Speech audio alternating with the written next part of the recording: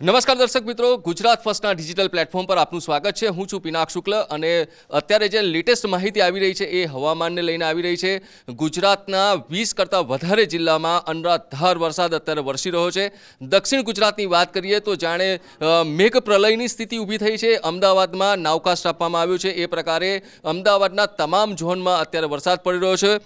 મારી પાછળનું જે દ્રશ્ય છે વિંડીનું દ્રશ્ય છે અને 1 વાગ્યા સુધીનું દ્રશ્ય છે કે જેમાં હું આપને બતાવવા જઈ રહ્યો છું કે કેવી રીતે વરસાદની સ્થિતિ છે। અને એમ તો હવામાન વિભાગ દ્વારા 10 વાગ્યા સુધીનું નાવકાસ્ટ આપવામાં આવ્યું છે અને એમાં અલગ અલગ જે જિલ્લા છે એ જિલ્લા પ્રમાણેનું જે સ્થિતિ છે એ સ્થિતિ બતાવવામાં આવી રહી છે।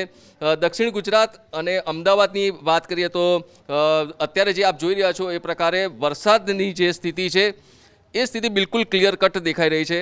થોડું ક્લોઝ કરીને હું આપને બતાવીશ તો અમદાવાદ વડોદરાનો જે પટ્ટો છે અને સાથે સાથે ગોધરા એટલે કે મધ્ય ગુજરાતનો જે પટ્ટો છે ત્યાં જબરજસ્ત વરસાદની સ્થિતિ બની છે। મેં અત્યારે જે પ્રકારે કીધું હવામાન વિભાગે કીધું છે 41 થી 61 કિલોમીટર સુધી નો જે પવન છે એ પવન ફૂંકાવાની સાથે વરસાદ પડી શકે છે। દક્ષિણ ગુજરાતમાં તો જે અત્યારે વરસાદની સ્થિતિ છે એ જબરજસ્ત સ્થિતિ નિર્માણ થઈ છે। 13 ઇંચ કરતાં વધારે વરસાદ અનેક વિસ્તારમાં પડી ચૂક્યા છે। વલસાડના જે નેશનલ હાઈવે નંબર 48 છે એ બંધ કરવાની સ્થિતિ પર છે। અનેક નાની નાની નદીઓ છે એ નદીઓ અત્યારે ઉફાન પર છે। ડાંગમાં પણ જે વરસાદ છે એ વરસાદે એની માઝા મૂકી છે। એવું કહી શકાય કે દક્ષિણ ગુજરાતમાં જે વરસાદ છે એ વરસાદ અત્યારે એના એક જે એક્સ્ટ્રીમ લેવલ છે એની પર ચાલી રહ્યો છે। સાથે સાથે ધીમે ધીમે એ વરસાદ મધ્ય અને ઉત્તર ગુજરાત તરફ પણ છે। ખાસ કરીને વરસાદની જે ઘટ છે અત્યાર સુધીમાં રાજ્યમાં એમ તો 29% જેટલો વરસાદની જ વાત ચાલી રહી છે, પરંતુ જે ખાસ વરસાદ અમદાવાદીઓ જે ઈચ્છી રહ્યા હતા, જે અલગ અલગ જે ઝોન છે એ ઝોનમાં પણ સૌથી વધારે વરસાદની જરૂરિયાત છે ત્યાં આજે સવારથી ફરી એક વખત વરસાદની શરૂઆત થઈ છે। વિંડીના માધ્યમથી હું આપને બતાવવા માંગીશ, મેં જે પ્રકારે કીધું એ પ્રકારે દક્ષિણ ગુજરાતનો જે પટ્ટો છે એ દક્ષિણ ગુજરાતના પટ્ટા પર તો વરસાદ છે જ, સાથે સાથે જે અમદાવાદનો જે વિસ્તાર છે અને અમદાવાદનો જે પટ્ટો છે તો એ જગ્યા પર પણ આપ જોઈ શકો છો કે કેવી રીતે અત્યારે વાદળ અને સાથે સાથે પવન અને વરસાદ જે છે ગાજવીજ સાથેનો વરસાદ છે એ વરસાદ અત્યારે બતાવી રહ્યો છે। ઓવરઓલ સ્થિતિ જોવા જઈએ તો ગુજરાત પર એક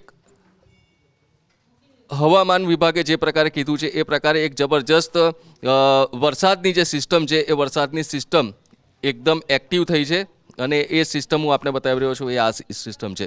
દક્ષિણ ગુજરાતથી છેક અમદાવાદ સુધીનો જે પટ્ટો છે ત્યાં વરસાદની અત્યારની સ્થિતિ છે।